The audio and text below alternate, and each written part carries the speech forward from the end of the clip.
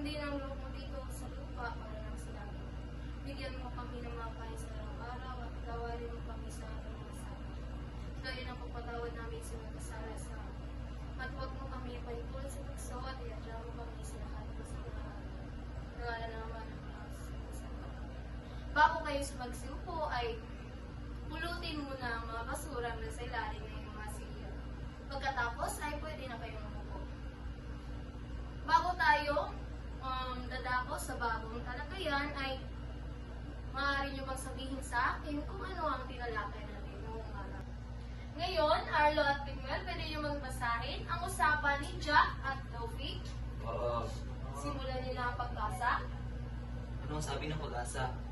Ayon sa pag-asa, may bagyo at signal number 2, wala tayong klase ngayon. Hindi tayo kay nanay. Meron daw. Hindi siguro siya nakinig sa balita. Sabihin mo ang nanay mo tungkol sa balita. Sige, sasabihin ko si inay. Sige, umuwi ka na Jack at magpahinga dahil wala tayong klase ngayon. Salamat, Luffy, sa iyong informasyon. Ngayon ay natapos niyo ang pagbasa ng usapan ni Jack at Taufik. Ano ang napansin niyo sa mga salita? May mga kulay. Tama, anong mga salita ang merong kulay? Pwede Ayun. nyo sabihin? Ayon sa Ayon kay... tungkol sa... May kalaman ba kayo kung ano ang mga salitang iyong binasa? Wala. Wala. Dahil ito ang ating tatalakayin ngayon. Bago tayo dadako sa ating bagong talakayin, ay may mga salita akong maaari makasalubong natin sa ating pagtatalakay. Pwede nyo bang sabihin sa akin kung ano yung mga ito? Una ay ang Pangalan. ano ang pangalan? Salita o bahagi ng pangungusap na tumutukoy sa pangalan ng tao, bagay, buo, hayop at pangyayari. Halimbawa nito ay yung mga pangalan, Arlo, Tiwel, at Blair. Pangalawa, ano ang salitang ito? Pang-uri. Ano ang pang-uri? Isang salita na naglarawan o nagbibigay turing sa pangalan o pangalan. Halimbawa nito ay maganda, mahusay, matalino.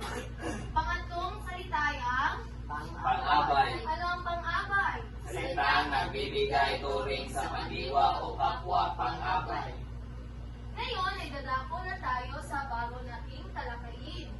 Ito ay ang Ngayon ay dadako tayo sa bagong talakayin. Ito ay ang Pangukol. Ito ay ang pang-ukol. Pwede niyo bang basahin kung ano ang pang-ukol? Ito ay mga kataga o salitang nag-uugnay sa isang pangalan o panghalip at iba pang salita sa loob ng pangungusap. Sa, kay, ukol, sa maliban sa. Salamat!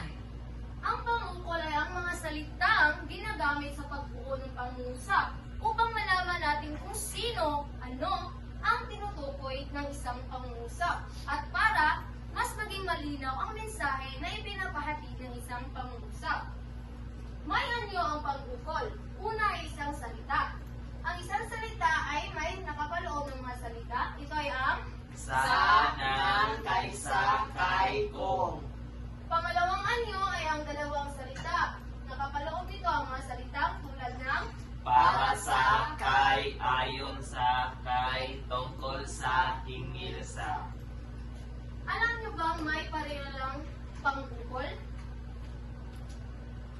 Ang parelang pang-ukol, ito ay sinusundan ng layon at iba pang mga salita.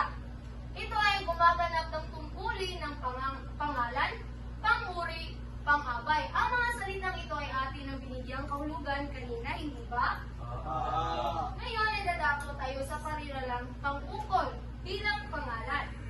Di ba sinabi natin kanina na ang pangalan ay ang mga salita o bahagi ng pangungusap na tumutukoy sa isang tao, bagay, buhok, hayop at pangyayari. Ang parelang pang-ukol bilang pangalan, ito ay ang maaaring paksa ng pangyayari o kaya'y layon ng pandiwa. Pag sinabi natin paksa ng pangungusap, ang pang-ukol na ginagamit ay pinangungunahan ng salitang ang. Ano ang salitang pinangungunahan ng paksa ng pangungusap? Ang. Halimbawa,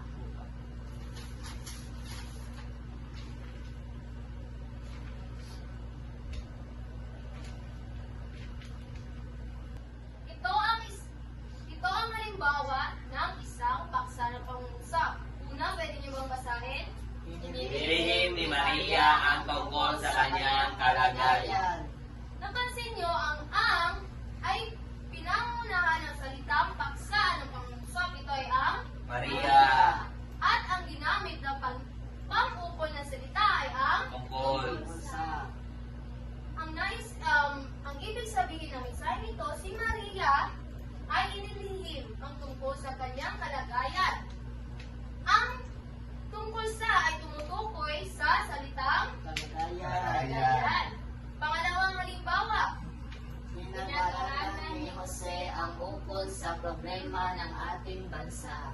Si Jose ang paksa ng pangungusap na siyang nagpahiparoatik sa salitang ukol sa nang ibig sabihin ay problema ng ating bansa. Pinag-aralan ni Jose ang problema ng bansa. Ang salitang pang-ukol na ginamit ay ang ukol sa, tama.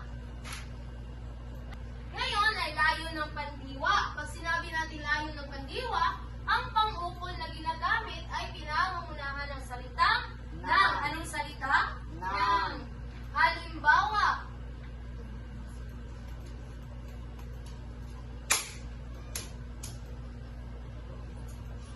una, basahin. Kumuha si Ruby ng mangga para sa akin. Ang salitang nang ay pinangunahan ng paksa na si Ruby. Ano ang ginawa ni Ruby? Kumuha. Ng ano? Mangga. Ang layo ng pandiwa ay sinasagutan sa tanong na ano? Sa aksyon na ginawa ng paksa. Si Ruby ang paksa. At ang pang-ukol na salitang ginamit ay ang Para sa. tumutukol sa mangga. Malawang halimbawa, pakibasa. Si tatay ay nagdala ng pasalubong para sa amin. Nakita natin ang nang ay pinangunahan ng nagsalitang Nagdala. Ang nagdala ay tinutukoy ang paksa na si Tatay. at ang pang-ukol na salitang ginamit ay ang Para sa. Ngayon ay ang pangalawang parirelang pang-ukol bilang pang-uri. Pakibasa. Pagbibigay turing sa pangalan o panghalip at maaaring kaganapang pansimuno o panaguri. Halimbawa nito ay una, mababasa sa pahayagan ang balitang hinggil sa komunidad. Napansin natin ang salitang hinggil sa ay tumutukoy sa komunidad. Ang komunidad ay ang tawag sa pansimuno dahil ito ay tumutukoy sa salitang pahayagan na siya ang paksa ng pangungusap. Ang pangatlong pariralang pang-ukol, ito ay ang pariralang pang-ukol ng pang-abay. Pakibasa. Malimit na nagbibigay turing sa padiwa at kung minsan ay pag-abay na paglunan at pamamanahon. Pag sinabi natin panlunan, ito ay ang lugar kung saan nangyari ang isang aksyon ng pangungusap. Pangalawa naman ay pamanahon. Ito ay ang kung kailan nangyari ang aksyon ng ating paksa o sa pangungusap. Halimbawa ng panlunan ay ito.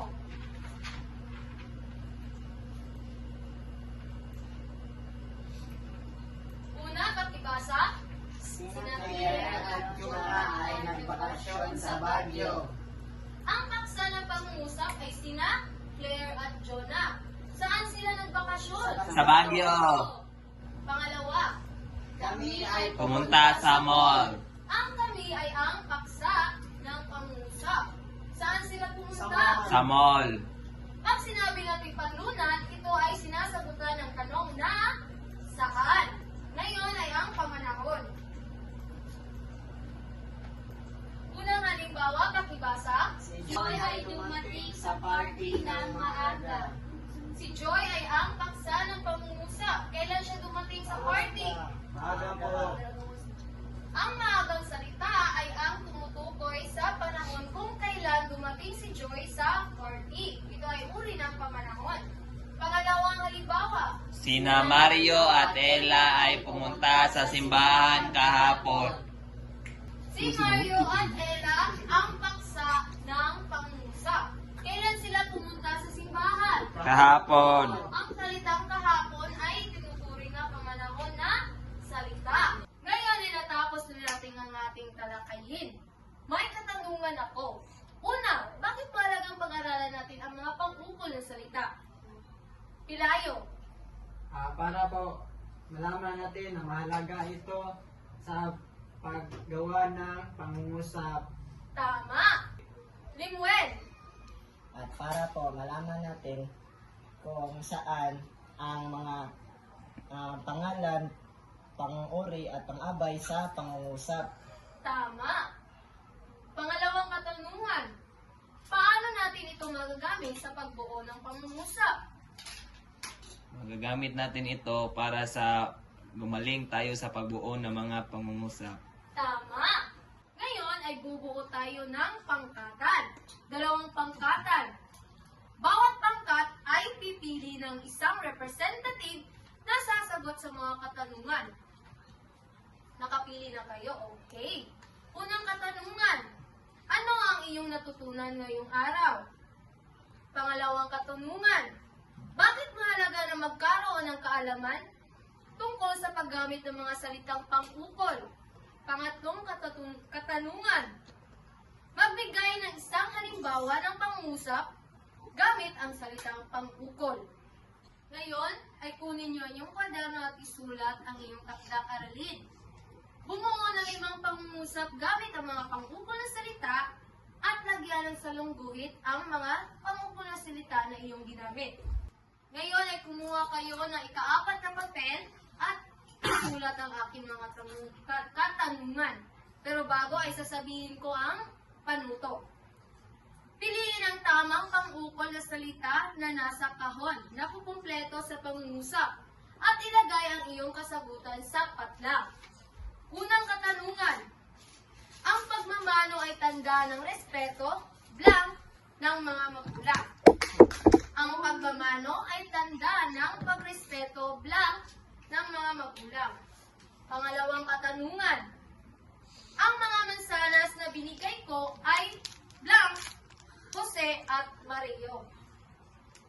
Ang mansanas na ibinigay ko ay blank, Jose at Mario. Pangatlong katanungan, ang damit na ito ay blank, Nikki. Ang damit na ito ay blank, Nikki. Pang-4 na katanungan, ang kaibigan ko ay pumunta, blank, merkado. Ang kaibigan ko ay pumunta, blank, merkado. Huling katanungan, blank, balita. Walang klase bukas dahil may bagyo. Blank, balita. Walang klase bukas dahil may bagyo. Ngayon ay natapos na natin ang ating talakayin. Sana'y may natutunan kayo. Paalam sa lahat. Paalam na po. Binibining tasyon.